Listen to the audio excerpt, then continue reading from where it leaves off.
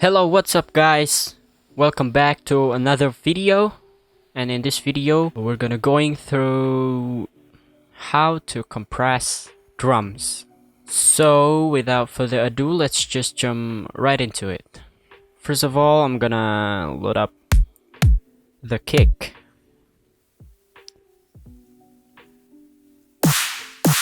And the snares. By the way, this is not applied to just only dubstep. It applies to anything as long as it has drums. So here I got a kick. Let's just loop the kick. And let's open up a mixer. I have a templates of the project files.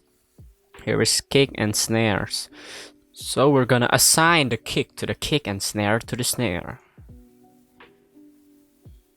That's number one, and this is number two. Let's talk about kick first. Kick, I already have Fruity compressor, and look at this setting.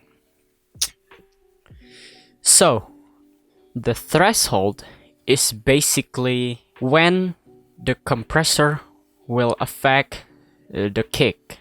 So when the kick hits in minus 12.5 dB, the compressor will affect the kick, and the attack is basically when will the compressor hit. So when the kick hits the threshold, the attack will work. So how long will the compressor affect the kick?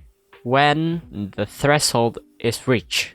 The release is the opposite of attack. So this is when the compressor will take no effect on the kick when it's below minus 12.5 dB, if that makes sense. If you are struggling to understand what I'm saying, please let me know in the comment section down below. So let's recap. The threshold is where the limits that will affect the kick. The attack is how long does the compressor will take effect on the kick, and the release is the opposite of attack. The compressor will turn off when it's below the threshold. I don't have any clue with ratio, but if you turn this up, it's much quieter, and when you turn down, it has no effect. I basically have no idea what ratio is, but just keep in mind on the ratio between 2 and 3. The gain is basically the makeup, so if your kick doesn't really loud enough, you can put the gain, and the type is just basically the type of compression. So with the compressor, it sounded like without the compressor, sounded like this. It's loud and it's orange, which is not really good, but neither bad. And this is with the Fruity compressor on. Look, the orange part is only the transient. So basically this compressor is some kind of transient designer. If you put the attack really high up, so you still hear the click. But if you don't have any attack, when the kick hits, it's always gonna be compressed.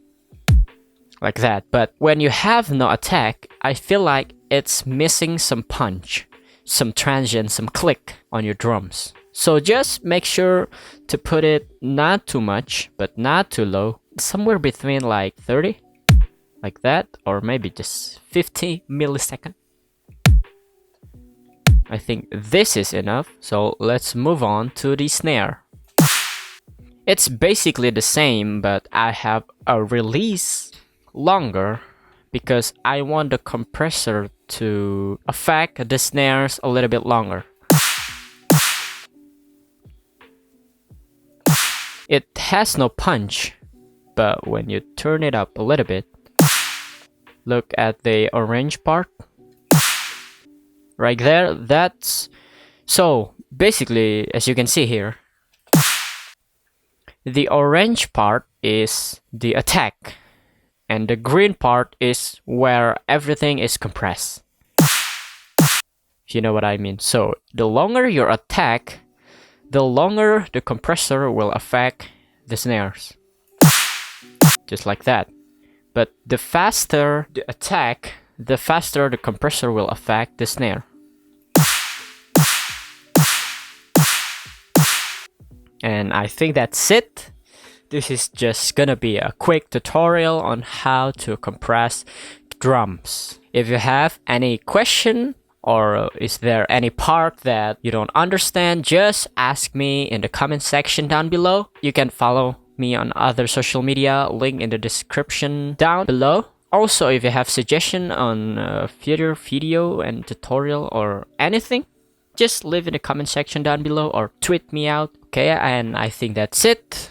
Don't forget to subscribe and hit the bell notification. And if you find this video really helpful, give me a thumbs up and I'll see you in the next video.